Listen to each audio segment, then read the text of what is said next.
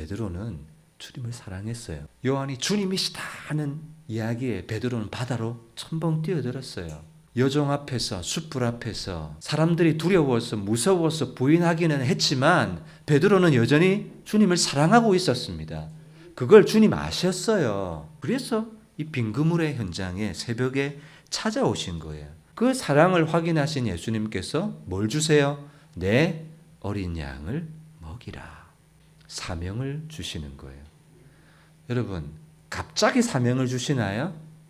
아니에요. 뭐가 사명을 낳습니까? 사랑이 사명을 낳습니다. 그 사람에게 사명을 주면 부담스러워요. 사랑하면 사명은 부담이 아닌 거예요. 내 어린 양을 먹이라. 여러분, 이미 예수님께서는 베드로를 부르실 때부터 내가 고기를 낚는 어부지만은 이제는 사람을 낚는 어부가 되게 할 거다. 네가 돌이킨 후에는 내 형제를 굳게 하라. 이렇게 말씀해 주셨거든요. 그러니까 이제 베드로에게 내 어린 양을 먹이라. 이 말은 무슨 말입니까? 이제는 그물 잡는, 물고기 잡는 삶을 살 것이 아니다. 너에게는 사명이 있다. 너에게는 부르심이 있다. 이런 사명의 자리로 이끌어내시는 거예요. 여러분, 사랑이 없으면 사명을 감당하는 것이 유익할까요? 사랑이 없으면 사명이 아니라 일이에요. 사랑이 없으면 사명은 하나님이 주신 부르심이 아니라 그건 일이에요. 짐이에요. 근데 사랑이 있으면 일도 사명이 돼요. 사랑이 있으면 짐도 사랑이에요. 고린도전서 13장 사랑장에 내가 예언하는 능력이 있고 모든 비밀과 지식을 알고 산을 옮길 만한 믿음이 있을지라도 사랑이 없으면 nothing이다라고. nothing이다. 내게 있는 모든 것을 다 내어줘요. 그리고 내 몸을 불사르게 내어주는 일이 어떻게 가능합니까? 그런데 이런 일을 한다 할지라도 사랑이 없으면 헛방이래요. nothing이라는 거예요. 우리는 하나님 나라의 백성이고 하나님 나라의 자녀이지만 그 나라 백성과 자녀는 신분과 정체성만 있는 것이 아니라 책임이 있고 역할이 있고 부르심이 있고 요구가 있고 부담이 있는 거예요. 그런데 주님을 사랑하지 않으면 그건 말 그대로 짐이에요. 여러분, 교회에서 신앙생활하면 여러분 말씀으로부터 혹은 주의 종으로부터 뭘 들어요?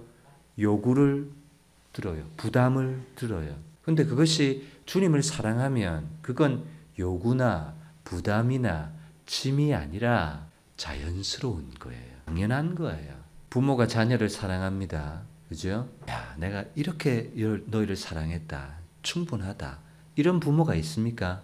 사랑하면 사랑하고도 뭘 느껴요? 부족한 것이 사랑이에요. 우리가 주님을 정말 사랑하면 하나님 말씀이 우리에게 요구하는 책임과 역할, 그건 뭐예요? 짐이나 부담이 아니에요. 만약에 여러분 그것이 여러분들에게 부담이나 짐이나 지기 무거운 얽매이는 것이 된다면 이미 내 속에는 뭐가 없어요? 주님을 사랑하는 마음이 식은 거고 없는 거예요. 사랑하면 하고도 부족하게 느끼는 것이 사랑이거든요. 여러분, 이 예배와 이 말씀을 통해서 여러분들 속에 주님을 향한 사랑이 회복되시기를 주님의 이름으로 축복합니다. 그런데 여러분, 사랑이 억지로 됩니까? 너 나 사랑해. 억지로 사랑이 됩니까? 사랑은 억지로 불가능해요. 그러면 중요한 질문은 이겁니다. 우리가 어떻게 주님을 사랑할 수 있을까라는 거예요. 주님이 우리를 어떻게 사랑했는지를 먼저 깨달았잖아요, 베드로가. 복음을 만나야, 십자가의 은혜를 깨달아야 그 사람이 주님을 사랑할 수가 있는 거예요. 십자가의 은혜, 구원의 은혜, 자녀됨의 은혜를 내 속에 깨닫고 만나야 그것이 나에게 주체할 수 없는 감격이 되어야 내가 주님을 사랑할 수 있어요. 사명자로 지금 세우시는데 예수님이 생각하는 사명자의 조건과 자격은 한 가지밖에 없어요. 사랑하는 거예요, 사랑. 베드로야, 네가 보냄받은 사람을 취하는 사람이 되려면 적어도 석사, 박사 학위가 있어야 된다. 능력이 있어야 된다. 실력이 있어야 된다. 말빨이 있어야 된다. 은사가 있어야 된다. 그거 하나도 묻지 않으셨어요. 오직 확인하신 자격과 조건 한 가지는 사랑이에요. 주님의 일을 하려고 할 때, 전도하려고 할 때, 선교하려고 할 때, 봉사하려고 할 때, 그것이 무엇이든지 간에 자격과 조건이 있어야 된다면 한 가지밖에 없습니다. 목사님, 저는 은사가 없어요. 실력이 없어요. 그런 말 하지 마세요. 뭐만 있으면 돼요? 주님을 사랑하는 마음만 있으면 돼요. 그러면 하나님께서 은사도 주시고 실력도 부어주시는 거예요. 베드로야 이렇게 안 부르셨어요. 그 말은 네가 반석으로 감당해야 된다. 그렇게 말씀하시는 것이 아니에요. 예수님은 너 여전히 시몬이야. 그 말은 시몬이 앞으로 뭘 기억하면서 사명을 감당해요? 그래, 나는 연약한 시몬이지. 나는 예수님을 3번 부인했던 한계가 있는 시몬이지. 라는 사실을 늘 기억하는 거예요. 실수할 수 있는 시몬, 연약한 시몬, 죄인인 시몬. 그러나 이런 나를 사랑하신 예수님의 사랑을 기억하면서 사명의 자리, 부르심을 감당하는 자리에 서는 거예요. 반석으로 무슨 일을 하는 것이 아니라 나는 시몬이에요. 나는 연약하고 실수하지만 예수님이 나를 얼마나 사랑하셨는지를 기억하며 시몬이 그 일을 한다고요. 여러분, 우리가 실력이, 능력이, 재능이, 많은 돈이 여러분 그것으로 감당하는 것이 아니에요. 우리는 연약하고 실수하고 넘어지는 나를 생각하는 시몬이에요. 그러나 뭘 기억해요?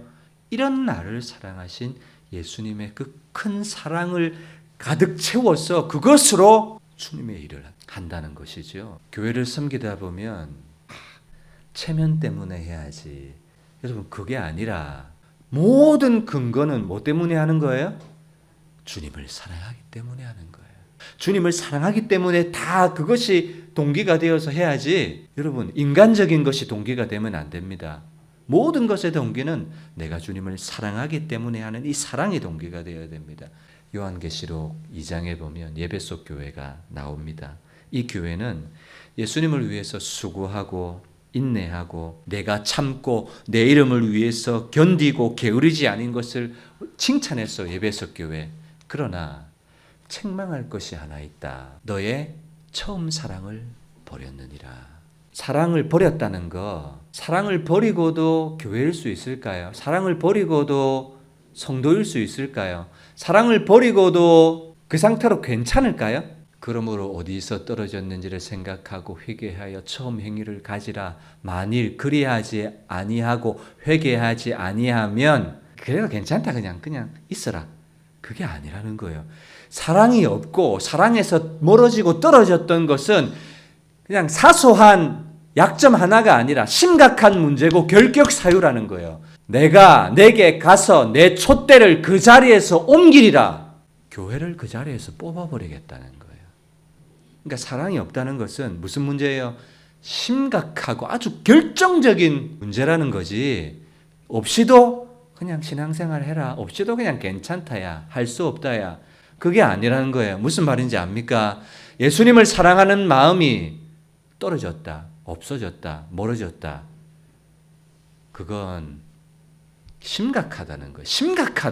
심각하다는 거예요. 저와 여러분들 속에 이 주님을 향한 사랑이, 처음 사랑이 회복되시기를, 더 깊어지시기를 주님의 이름으로 축원합니다.